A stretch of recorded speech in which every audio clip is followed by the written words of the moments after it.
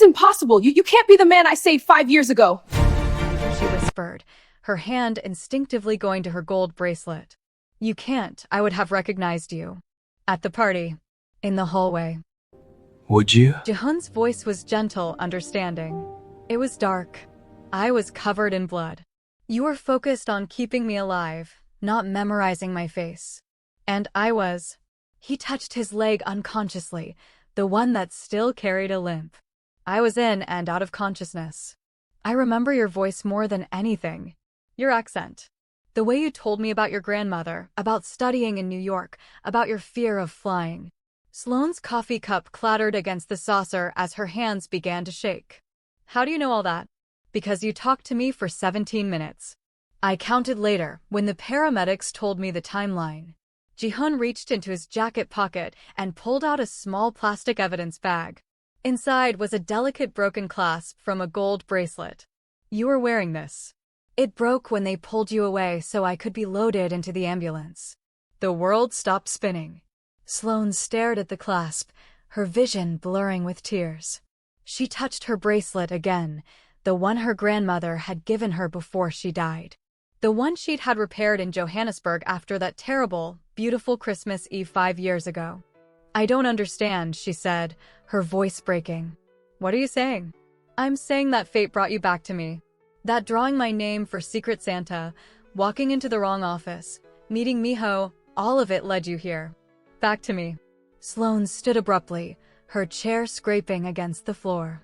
I need air. She didn't wait for his response. She grabbed her coat and pushed through the cafe door into the snowy Seoul night, Christmas lights blurring through her tears. Behind her, she heard Jihoon call her name. And then another voice, deeper, more familiar. Sloane. She turned. Minho was running toward her down the snow-covered street, his black coat flying behind him. He must have left the emergency meeting. Behind him, Jihoon emerged from the cafe, and the two brothers locked eyes. You told her, Minho said, and it wasn't a question. She deserved to know. Sloane looked between them, two identical faces, two completely different expressions. Minho's eyes were filled with hurt and understanding. Jihoon's were guarded but hopeful. I can't do this, Sloane said, backing away from both of them. I can't, I need to think. I need space. Please. A taxi was approaching, its yellow light cutting through the snow. Sloane flagged it down desperately. Sloane, wait, Minho started forward. Please, she begged, tears streaming down her face. Just give me time. She dove into the taxi and gave her address. As they pulled away, she looked back through the rear window. Both brothers stood in the falling snow, watching her go. Minho had one hand raised as if to stop her. Jihoon stood perfectly still, his face unreadable. The last thing she saw before they turned the corner was Minho's shoulders sagging in defeat. Christmas Day came cold and bright. Sloane spent it alone in her apartment, phone turned off, curtains drawn. She couldn't face anyone. Not Jessica's well-meaning questions. Not her mother's video call from South Africa. Certainly not the two men whose lives had become impossibly tangled with hers. Instead, she let herself remember. 5 years ago, Christmas Eve. Sloane had been 23, exhausted from finals at NYU, stressed about her mother's sudden illness back in Johannesburg. The layover in Seoul was supposed to be just 4 hours, enough time to grab coffee, maybe walk around Incheon Airport's beautiful terminals. But her mother had called. The doctors want to run more tests. Can you come home early? So Sloane had rebooked to an earlier flight, which meant she had 2 hours to kill in Seoul proper before heading back to the airport. She'd taken the train into the city, desperate for fresh air and movement after the long flight from New York. The Han River had been beautiful in the evening light, Christmas decorations reflecting off the dark water. She'd been walking along the riverside path when she heard the screech of tires. A little girl, maybe 5 years old, had run into the street chasing a toy. A car swerved. And then a man, tall, well-dressed, moving without thinking, had grabbed the child and pushed her to safety. The second car hit him before he could get clear. Sloane ran. She'd taken a semester of emergency medical training for her pre-med roommate. She knew enough to know he was badly hurt. Blood pooled beneath him, his leg bent at a terrible angle. His eyes were unfocused with pain. "Stay with me," she'd begged in English, not knowing if he understood Korean. "The ambulances are coming. You have to stay with me." His hand had found hers, gripping with surprising strength. And for 17 minutes, while they waited, she'd talked. About everything. About nothing. About her grandmother's bracelet that she wore every day. About her fear of flying even though she'd just spent 14 hours on a plane. About her dreams of visiting Seoul properly someday, not just passing through. He'd looked at her with dark, intense eyes. Like she was an anchor. Like she was the only thing keeping him tethered to life. When the ambulances arrived, the paramedics had to pry her hand from his. Her bracelet caught on something, his watch, maybe, or the ambulance door, and the clasp broke, scattering across the pavement. "I have to go," she told him desperately as they loaded him onto a stretcher. "My flight, my mother." He'd tried to say something, but the oxygen mask covered his face. She'd run, crying, all the way back to the airport. She'd made her flight with minutes to spare. And she'd never learned his name. Sloane touched her bracelet now, the repaired clasp smooth beneath her fingers. All this time, she'd carried the guilt. She'd left him bleeding in the snow. She'd run away to catch a plane while he fought for his life. And now he was here. He'd survived. He'd been searching for her. And she was in love with his brother. Her phone, still turned off, sat on her coffee table like an accusation. What kind of person fell for one man while fate screamed that she belonged with another? Wait. Before Sloane makes a decision that will break someone's heart, let me ask you something, my soul stories lovers.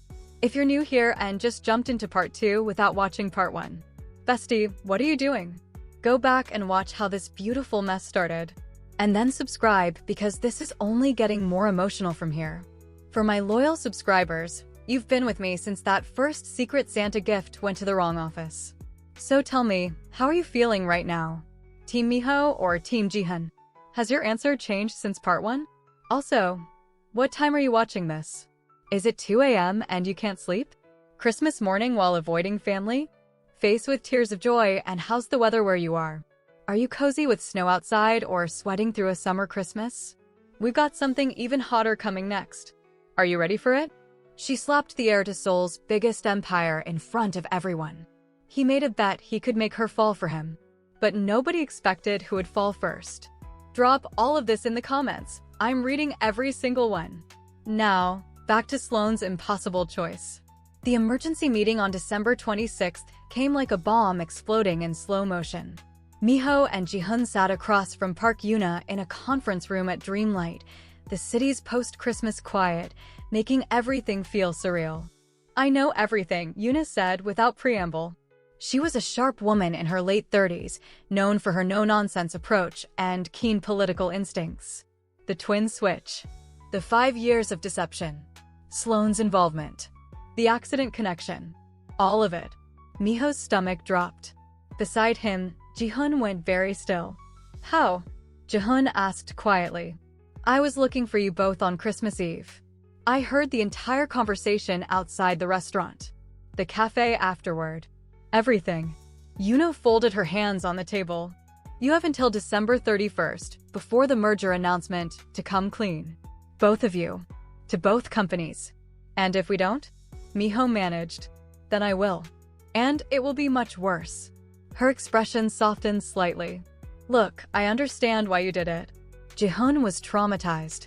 Minho wanted to help his brother. "But you've been lying to hundreds of employees, shareholders, board members for 5 years. The merger can't proceed with this kind of deception buried in the foundation." "What about Sloane?" Jihoon asked.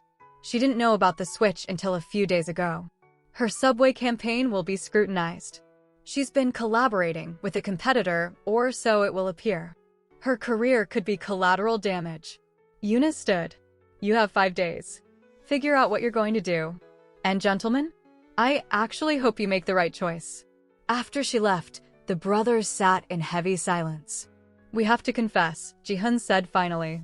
"We can't let Sloane's career be destroyed because of our mistakes." "Agreed." Minho rubbed his face. "But Hyun, we're going to lose everything. Our jobs. Our reputations. Everything we've built. I know. Jihoon's voice was hollow. But we've been living a lie for 5 years. Maybe it's time to face the truth. They sat together as morning light filtered through the conference room windows, two identical faces wearing identical expressions of defeat. Sloane's phone buzzed for the 100th time. She'd turned it back on that morning, December 27th, and immediately regretted it. Jessica, where are you? I'm coming over with coffee and you're going to tell me everything. 30 minutes later, Jessica was sitting on Sloane's couch, 2 cups of expensive coffee on the table between them, staring at her friend with wide eyes. Let me get this straight, Jessica said slowly. Jihoon is the guy from the accident. The one you saved 5 years ago. The one you've felt guilty about ever since. Yes. And you're in love with Minho. Yes. And both of them have been living each other's lives for 5 years. Apparently. Jessica sat back, processing. Sloane. This is insane. This is a drama. This is an actual Kdrama plot. I know. So, what are you going to do? Sloane pulled her knees to her chest. I don't know. I feel like Jihoon and I are supposed to be together. Fate, the universe, whatever you want to call it, it brought us back together. I saved his life. He's been searching for me. It's romantic and destined and everything a person could want. But when I think about my future, I see Minho in it. When I imagine waking up tomorrow and the day after that and all the days after, I see him. I hear his laugh. I think about our terrible lunch debates and the way he looks at me like I'm the only person in the room. Sloane's voice broke. But I don't know if that's real love or if I'm just choosing the easier option because being with Jihoon means confronting that night. Jessica was quiet for a long moment. Then she said, "Can I tell you something my mother told me when I was trying to decide between 2 universities? Please," she said, "stop thinking about which choice is right and think about which choice is yours." Jessica took Sloane's hand. "You don't owe Jihoon anything. You saved his life, that's enough. You don't have to repay that debt with your heart. And you don't have to choose Minho just because it's easier. But Sloane, you need to choose for yourself. Not for fate. Not for obligation. For you." Sloane wiped her eyes. "What if I choose wrong?" "Then you choose wrong. But at least it'll be a wrong." After Jessica left, Sloane sat alone with her thoughts and her coffee. Then she picked up her phone and sent 2 messages. To Minho, "Can we talk?" "Tomorrow afternoon. The Italian restaurant." To Jihoon, "I need to see you." "Tomorrow evening. The Han River." Where it happened. Both responses came within seconds. "Minho, I'll be there." "Jihoon, I'll wait as long as it takes." December 28th dawned gray and cold. Sloane spent the morning preparing for her afternoon meeting with Minho. She changed outfits 4 times, practiced what she wanted to say, cried twice, and almost canceled 3 times. But at 2 p.m., she walked into the small Italian restaurant where they'd had their first real date, and he was already there. Minho stood when he saw her, his warm eyes cautious, but hopeful. He dressed carefully, charcoal blazer over a white t-shirt, the casual professional look she'd come to associate with him. But there were dark circles under his eyes, and he looked like he hadn't slept. "Thank you for coming," Sloane said, sliding into the seat across from him. "I'd go anywhere for you. You know that." The waiter came, and they ordered more for something to do with their hands than any real hunger. When they were alone again, Sloane took a deep breath. "I need you to tell me the truth about everything," she said. "The switch. Why you didn't correct me that first day. All of it." Minho nodded slowly. "Okay, but it's not a pretty story." "I don't need pretty. I need honest." So he told her. He told her about the night of Jihoon's accident, how he'd gotten the call at 2 a.m. that his brother was in surgery. About the weeks in the hospital, watching his brilliant, confident twin reduced to nightmares and pain. About how Jihoon couldn't look at traffic without panicking. Couldn't handle the pressure of being creative director. Couldn't be the person he used to be. "The switch was my idea," Minho admitted. "I thought if we swapped jobs temporarily, if I took the creative director pressure and he took my easier marketing role, maybe he could heal. Maybe he could find himself again." But it wasn't temporary. No. 6 months became a year. A year became 2. And then we were in too deep to come clean without destroying both our careers. He looked at her directly. I'm not proud of it, Sloane. We lied to everyone. Our family, our colleagues, ourselves. And me? Minho's expression grew pained. When you walked into my office that day, I should have corrected you immediately. I know that. But for the first time in 5 years, someone was looking at me, really seeing me, without the weight of my brother's reputation or my own guilt. You saw Minho. Just Minho. And I. You wanted that, Sloane finished softly. I was selfish. I wanted you to keep looking at me that way. And then you came back the next day with coffee, and the day after that with questions about campaigns, and somewhere along the way I stopped thinking about correcting you and started thinking about keeping you. And when did you fall in love with me? The question hung in the air between them. Minho smiled, sad and genuine. The moment you pointed that fork at me and called my octopus story bullshit. You looked at me like I was full of it and fascinating and worth arguing with all at the same time. And I thought, this woman is going to ruin me, and I'm going to let her. Despite everything, Sloane laughed through her tears. The octopus story was bullshit. It was completely true. I'll introduce you to the client. He reached across the table, but didn't quite touch her hand. Sloane, I know you saved Jihoon's life. I know he's been searching for you for 5 years. I know fate or destiny or whatever you want to call it brought you two back together. But I'm asking you to choose me anyway. His voice was raw, honest, vulnerable. Not because of fate. Not because you owe anyone anything. But because what we have is real. Because when you walk into a room, I can breathe properly for the first time all day. Because you make me want to be better, not for some corporate title, but because you deserve the best version of me. He pulled something from his jacket pocket. The Leica camera she'd given him for Secret Santa. I've taken 500 photos since you gave me this, he said quietly. Want to know what's in every single one? He turned the camera's display screen toward her and began clicking through. The way afternoon light hit their coffee cups at the cafe. The Christmas lights they'd walked under after her presentation practice.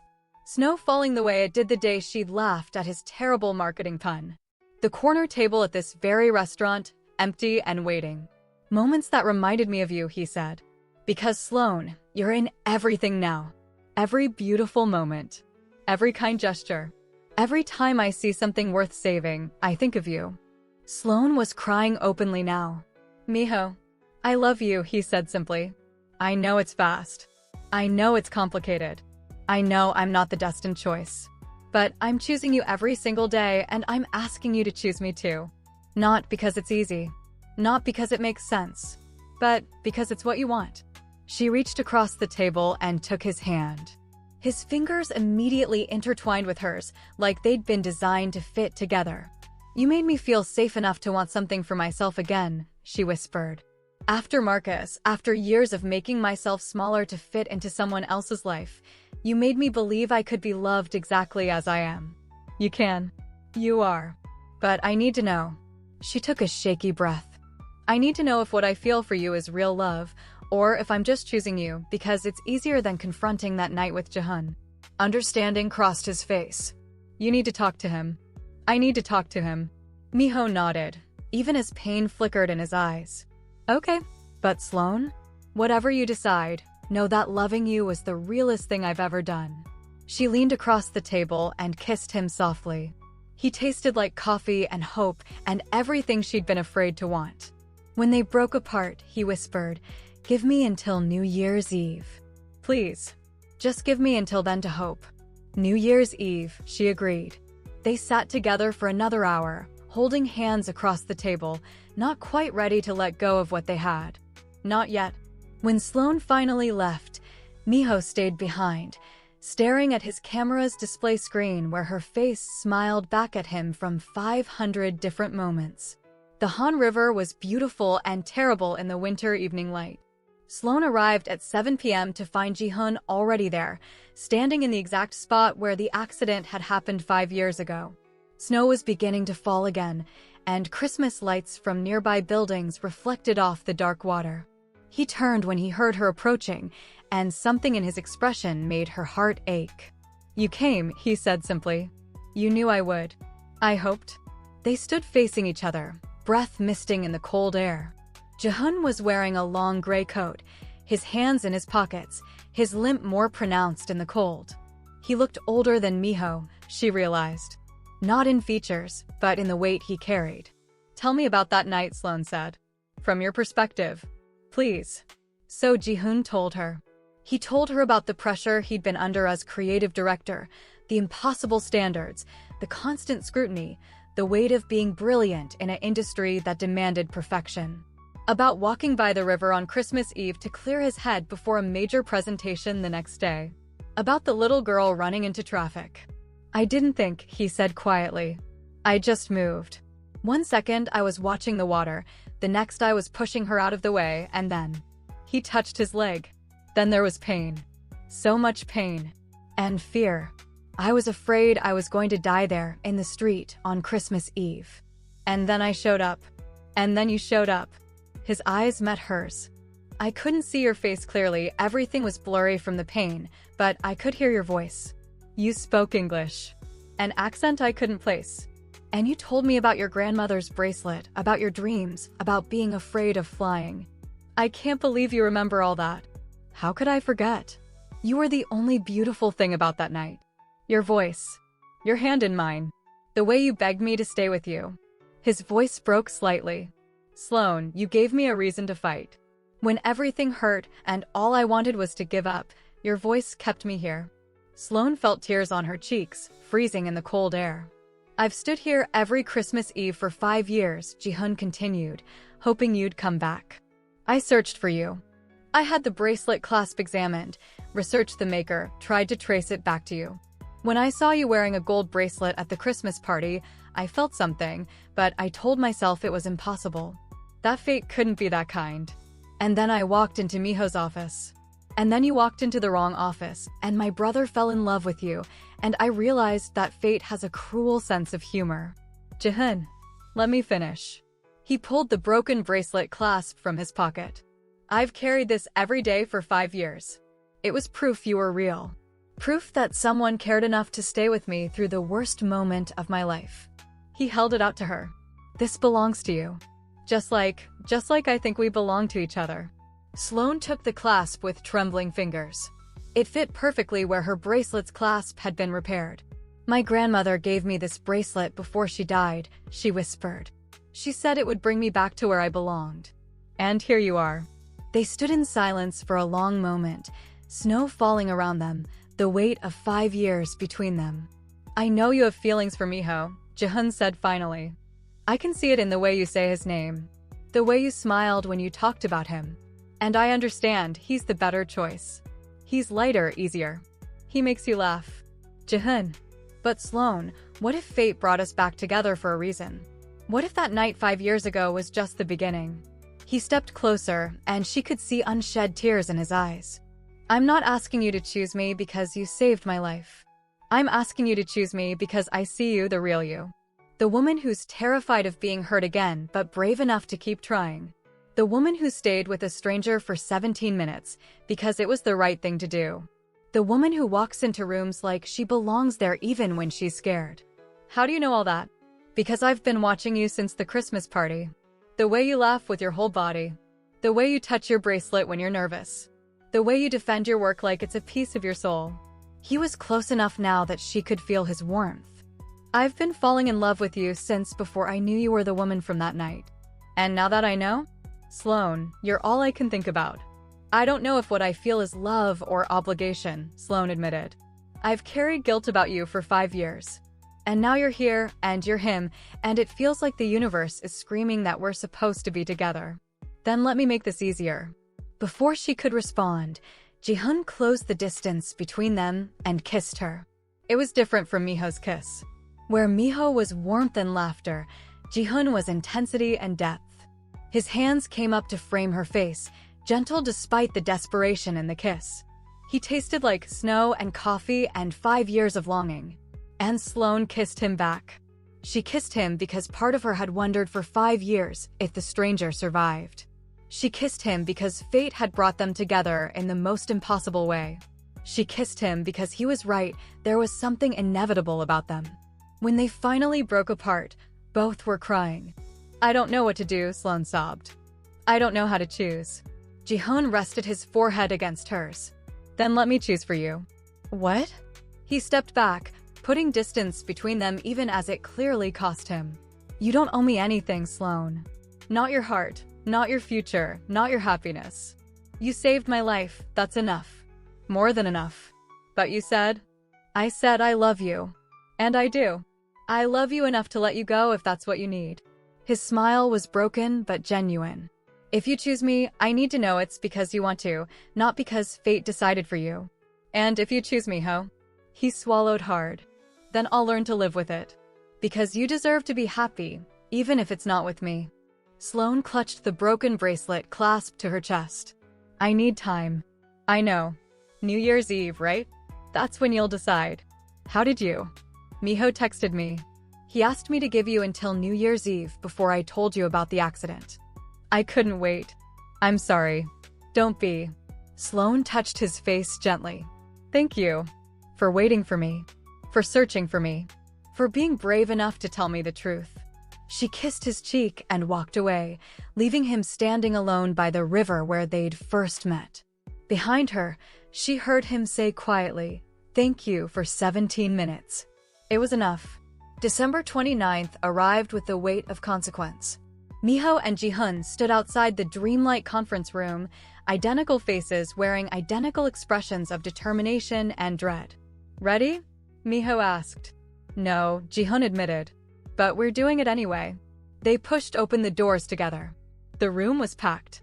Dreamlight's entire executive team sat on one side of the long table. Starvision's leadership had joined via video conference, their faces displayed on the large screen. And in the center, looking grimly satisfied, sat Park Yuna. The CEO of Dreamlight, an older man named Kim Tae-won, gestured for them to begin. Minho cleared his throat. Thank you all for coming. What we're about to tell you will be difficult to hear, and we understand there will be consequences. But after 5 years of living a lie, it's time to tell the truth. And they did. They confessed everything. The accident. Jihoon's trauma. The temporary switch that became permanent. The deception that had lasted 5 years. They spoke in turns, finishing each other's sentences the way only twins could, laying bare their guilt and their reasoning. The room erupted. You've been lying for 5 years, one executive demanded. Do you have any idea what this means for the merger? Every project you've worked on is now suspect. Kim Tae-won raised his hand for silence. This is indeed serious. Gentlemen, you understand we'll need your immediate resignations from both companies. We do, Jihoon said quietly. But before you decide our fate, there's something you should know about Sloane Winters. The marketing coordinator? Yuna asked, her expression neutral. She had nothing to do with our deception, Minho said firmly. She only learned about the switch a few days ago. Every campaign idea, every project, every success she's had has been entirely her own work. That may be true, Kim Tae-won said, but the optics are terrible. She's been collaborating with what appears to be a competitor. The conference room door burst open. Sloane stood there, breathing hard like she'd run all the way from her office. Jessica was right behind her. Wait, Sloane said. Every head turned toward her. She walked to the front of the room, positioning herself between the brothers and the executives. I know I'm not supposed to be here, but I need to say something. Ms. Winters, Kim Tae-won started. They made a mistake born from love, Sloane interrupted, her voice steady despite the tremor in her hands. Minho loved his brother enough to take on his burden. Jihoon trusted his brother enough to accept help when he was broken. Yes, they should have come clean sooner. Yes, there will be consequences.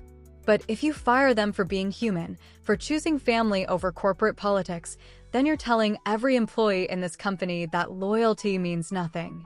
This isn't about loyalty, an executive argued. This is about fraud. Is it? Did they steal money? Did they sabotage projects? Did they harm the company in any way? Sloane looked around the room. Or did they do their jobs so well that none of you noticed anything was wrong for 5 years?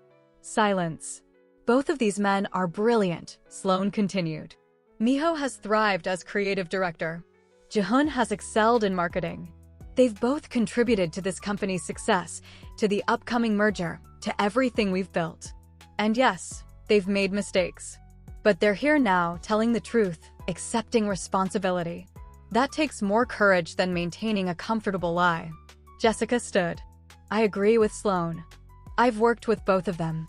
They're good people who made a hard choice in an impossible situation. One by one, other team members began standing. Young designers, marketing coordinators, people who'd worked with the brothers and seen their character beyond the deception. Kim Tae-won watched the room with shrewd eyes. Finally, he said, "Sit down, all of you."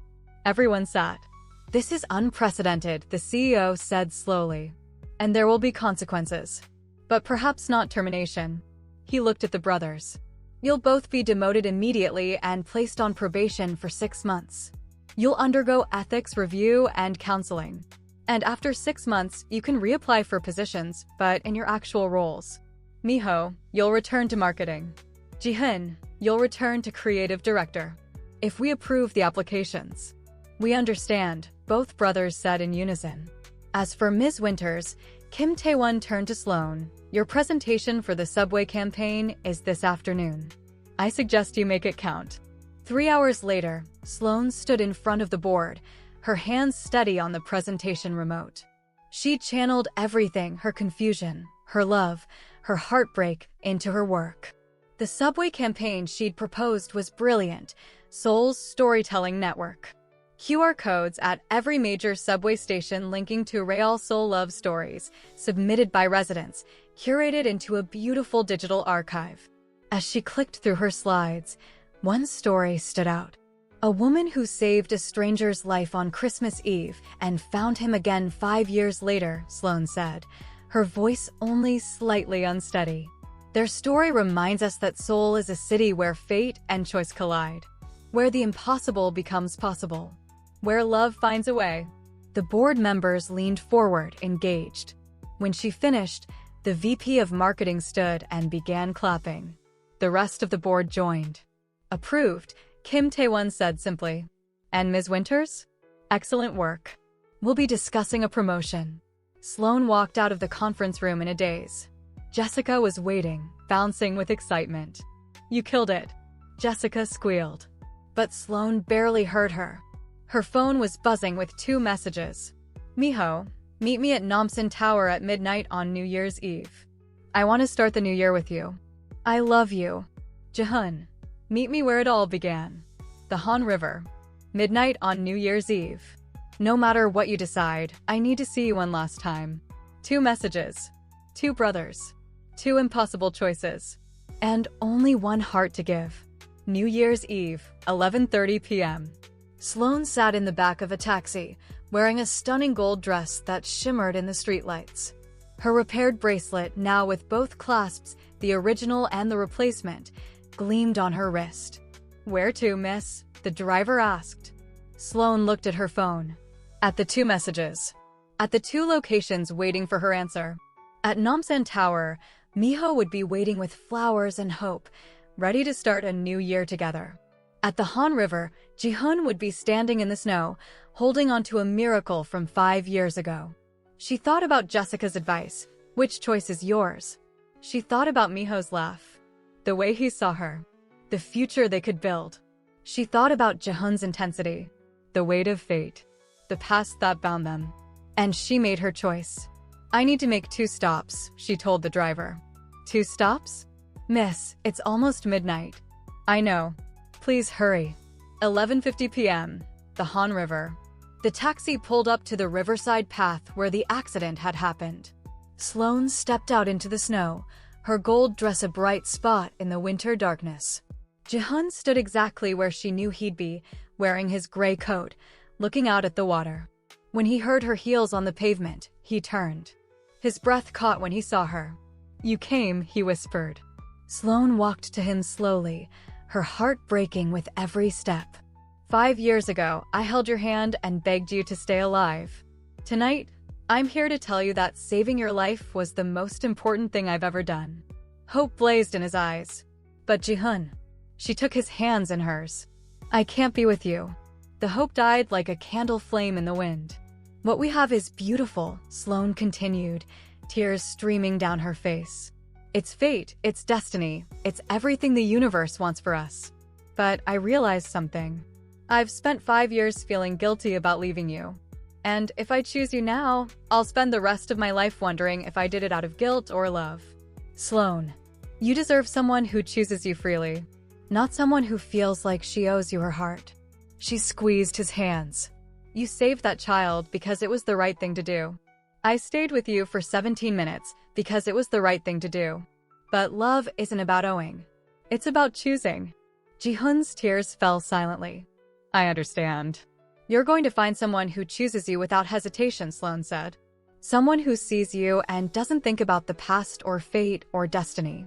Someone who just loves you. For you. She pulled the broken bracelet clasp from her purse and pressed it into his palm. Keep this. Remember that you survived. Remember that you're worthy of love that doesn't come with conditions. Jihoon looked at the clasp, then at her. Thank you. For 17 minutes. For tonight. For showing me I can feel again. Sloane kissed his cheek gently.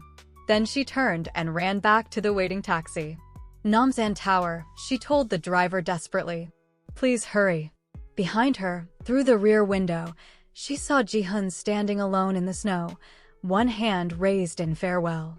11:58 p.m., racing through Seoul.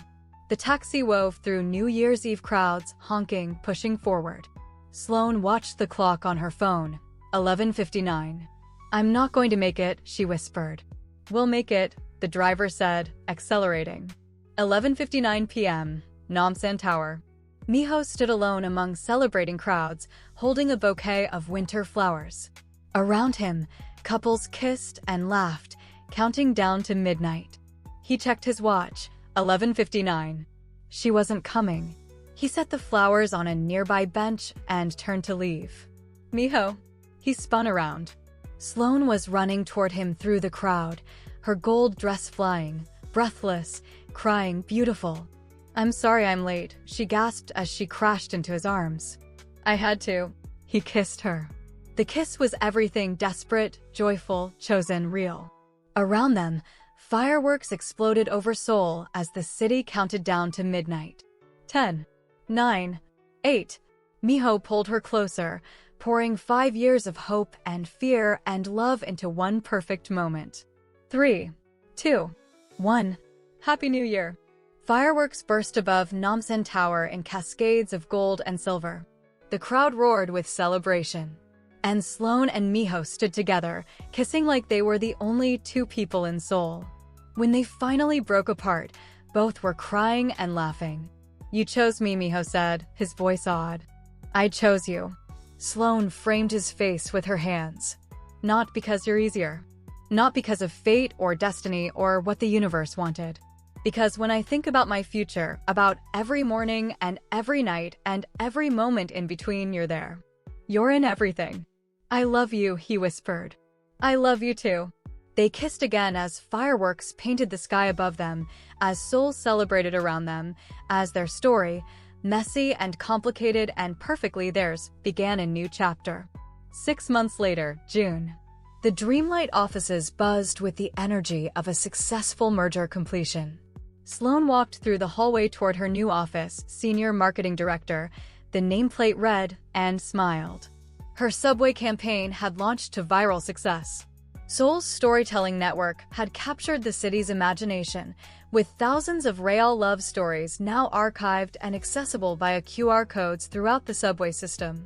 One story in particular had become the most viewed, The Secret Santa Switch, a true story featuring photos Minho had taken. The last image showed Sloane and Minho kissing under New Year's fireworks. The caption read, "Sometimes the wrong choice leads you exactly where you belong." Morning, Director Winters, Jessica called from her desk. Morning. Any coffee left? When is there ever coffee left? Sloane laughed and continued to her office. On her desk sat a wrapped package with a note in familiar handwriting. 6-month work anniversary gift. Open it. M. Inside was a custom-made gold bracelet clasp, engraved with MW plus SW and the date they'd first met.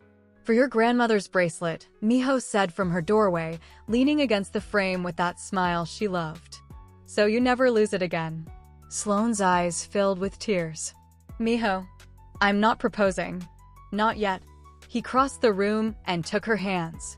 But Sloane Winters, I'm choosing you. Every day. Every moment. For as long as you'll have me. That sounds suspiciously like a proposal. It's a promise. The proposal comes when you least expect it. She pulled him down for a kiss, sweet and familiar and full of the future they were building together. Across the office building, one floor up, Jihoon stood at his window looking out at Seoul. His probation had ended. He was officially creative director again, his actual role, earned honestly this time. His assistant knocked. Director Khan? Dr. Han is here for your 2 p.m. Jihoon turned. Dr. Han Soo-jin, the trauma psychologist who consulted for Dreamlight, stood in his doorway with a warm smile. They'd been having coffee together twice a week for the past 2 months, officially for his therapy sessions, but increasingly for reasons that had nothing to do with corporate counseling. Soo-jin, he said, and his smile was genuine. Please come in. She didn't know about his past. Didn't know about the accident or the switch or the woman he'd loved and lost. She just saw him, Jihoon, today as he was. And for the first time in 5 years, that felt like enough. December, 1 year later. The Dreamlight Christmas party was in full swing. Same hotel, same view, same Secret Santa tradition. Sloane and Minho arrived together, her in a new red dress, him in the same charcoal suit he'd worn when they first met. They held hands unconsciously, comfortable in each other's presence after a year of choosing each other daily. Jihoon arrived with Soo-jin, introducing her proudly to colleagues. The brothers embraced, genuine and healed. How's marketing treating you? Jihoon asked Minho. Like I never left. How's creative? Like I never left. Jihoon smiled. We should have done this 5 years ago. Better late than never. Jessica clinked her glass, commanding attention. Time for Secret Santa. Who wants to draw first? Sloane laughed. Not me. Last time I drew a name, my whole life changed. Minho grinned. Best mistake you ever made. Second best, Sloane corrected, pulling him close. The best was choosing you. As snow began to fall outside the windows and Christmas music played, Sloane looked around at the people she loved. Jessica laughing with colleagues, Jihoon happy with someone new, Minho's hand warm in hers. A year ago, she'd walked into the wrong office and changed 3 lives forever. Now, standing in the right place with the right person, she understood that sometimes fate gives you the pieces, but you have to choose how to put them together. And she'd chosen exactly right. Outside, Seoul sparkled with Christmas lights, full of stories waiting to be told. Full of wrong turns that led to right destinations. Full of second chances and new beginnings. Full of love, messy and complicated and perfectly real. She chose Minho. My soul stories lovers, I need to know everything you're feeling right now. Are you happy she chose Minho? Or are you heartbroken for Jihoon? Did she make the right choice? Comment and tell me. Team Minho or Team Jihoon, who did you want her to choose? Did this ending satisfy you, or do you need therapy? What was your favorite moment from this entire series?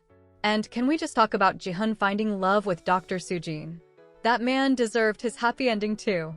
If this story made you feel something, and I know it did, do me 3 favors. Hit that like button. Subscribe if you haven't already. Share this with someone who loves K-drama style romance. Until the next story, my loves, keep choosing yourself. Keep believing in second chances. And remember, sometimes the wrong office leads you exactly where you belong. Merry Christmas, Happy New Year, and I'll see you in the next Soul story.